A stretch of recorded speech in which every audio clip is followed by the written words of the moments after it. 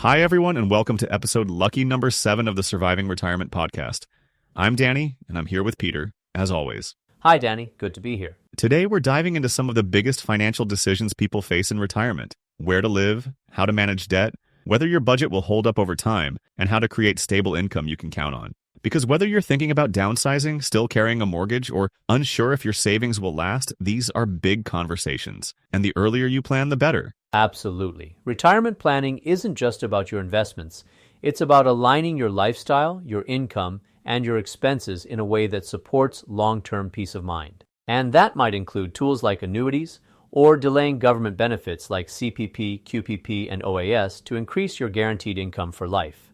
After you listen to this episode, you might get a better sense of what approach makes the most sense for you, or at least what's worth bringing up with your financial planner. So in this episode, we'll break it all down: housing options, budgeting strategies, debt considerations, and whether guaranteed income fits into your plan.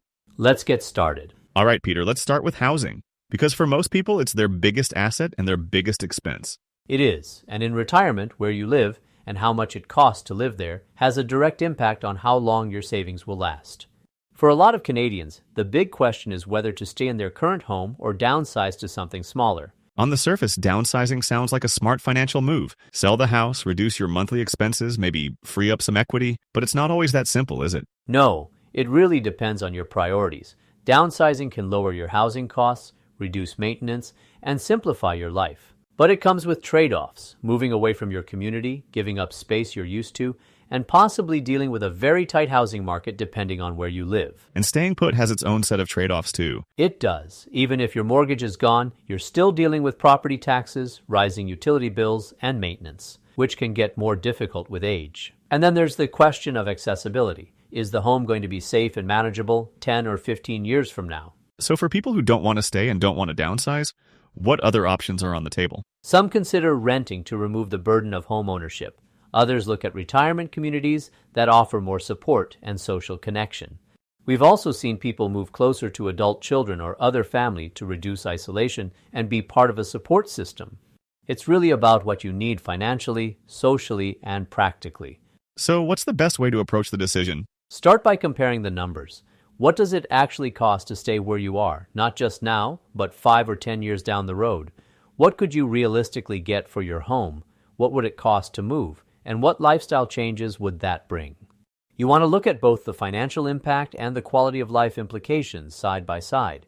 And ideally, you're not trying to figure this all out on your own. No, this is where it helps to speak with a professional. Your housing decision should be tied to your overall retirement income strategy. Sometimes freeing up equity can reduce the pressure on your portfolio. Other times, the right move is staying put and adjusting elsewhere. It's not just about what feels right emotionally. It's about making sure your housing choice supports the life you want to live in retirement. Let's talk about debt. More and more Canadians are entering retirement still owing money: mortgages, credit cards, or lines of credit. It's a growing trend. Data from Royal LePage shows nearly 3 in 10 Canadians planning to retire within the next 2 years expect to still be making mortgage payments when they leave the workforce, and almost half of them don't plan to downsize. That's a lot. And credit card or personal loan debt. Consumer debt is also climbing. According to Equifax, total consumer debt hit $2.56 trillion by the end of 2024, with average non-mortgage balances around $21.9 thousand per person, up 4 to 5% from the previous year. So why is debt more dangerous in retirement? Because once your paycheck stops, every dollar spent on interest is a dollar that can't grow in your portfolio. It reduces flexibility, adds stress, and forces bigger withdrawals, often accelerating how quickly savings are depleted. We recommend tackling high-interest debt first, usually credit cards or unsecured lines of credit. After that, if mortgage debt remains, downsizing can eliminate that balance and reduce monthly costs, but that needs to be balanced against lifestyle and emotional factors. What if they really want to stay in their home? Then it's about strategy. Options like debt consolidation, moving balances to a lower interest line of credit, or structured repayment plan can ease cash flow. Plus, where withdrawals come from matters. Taking money from an RRSP might bump you into a higher tax bracket. In many cases, a TFSA withdrawal or spreading RRSP withdrawals is more tax efficient. So you can't just chase the lowest interest rate, it's about managing all of it together. Exactly. That's why personalized advice is vital. As advisors, we review a client's income, expenses, tax position, and financial goals, then craft a plan that's both sustainable and tax smart. And I assume timing can make a big difference? Absolutely. The earlier you address debt, the more flexibility you have.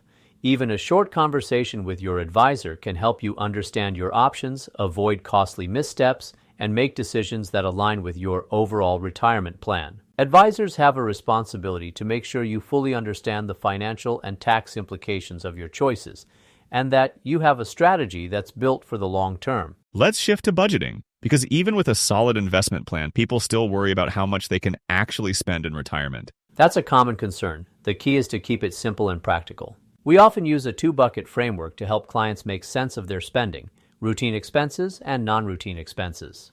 So walk me through that. What goes in each bucket? The routine bucket covers your core, day-to-day needs: housing, groceries, insurance, utilities, medical costs. These are the bills that come in every month, and they don't go away just because the market is down.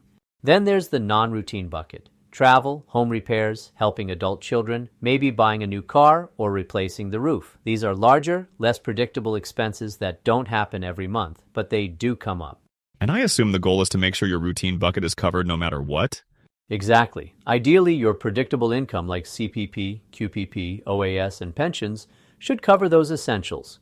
That way, your investment portfolio is used more for the non-routine spending, and you're not forced to sell investments at a bad time just to pay the bills. If the market dips, you want to know your basic lifestyle isn't at risk, and that starts with how you match your income to these buckets. But what if those government benefits aren't enough? Then it's worth looking at the timing. Delaying CPP, QPP, or OAS can significantly boost your monthly benefit. That gives you more secure lifelong income and reduces your dependence on your portfolio. It's not the right move for everyone, but it's an important option to consider. So it's about balancing certainty now with sustainability later? Exactly. And that's where proper planning comes in. A well-structured retirement budget gives you confidence, not just for this year, but for the long haul. And even if your plan was built years ago, your spending habits, goals, and income mix may have changed. It's worth revisiting to make sure everything still lines up. And if you're listening and want to get a clearer picture of your retirement budget, you can book a free 30-minute consultation with a member of our team using the link in the description or by scanning the QR code on the screen. We can help you gain a clearer understanding of your retirement plan and provide a second opinion on your financial strategy.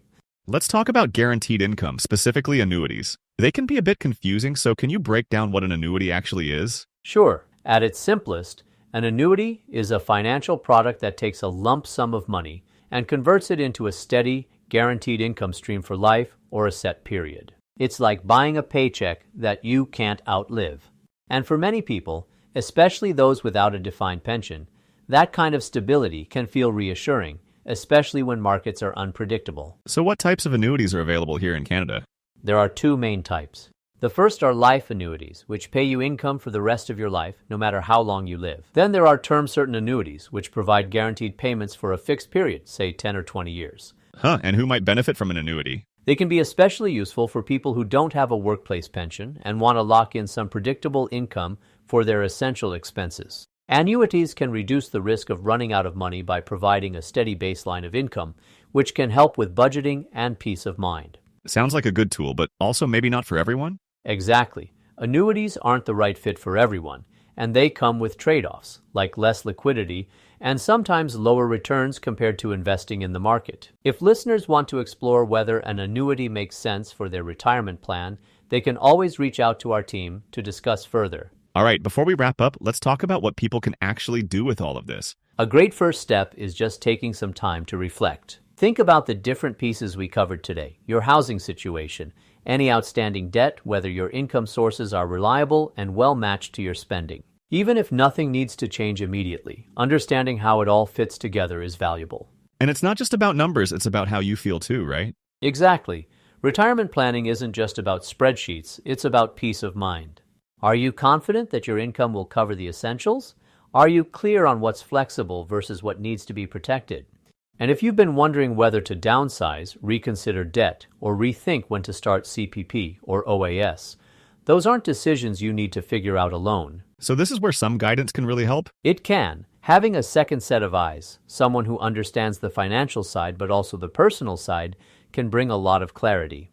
All right, Peter, before we sign off, any final thoughts for today? I'd say this: retirement comes with a lot of decisions, and the choices you make around housing, debt, and income can really shape your experience.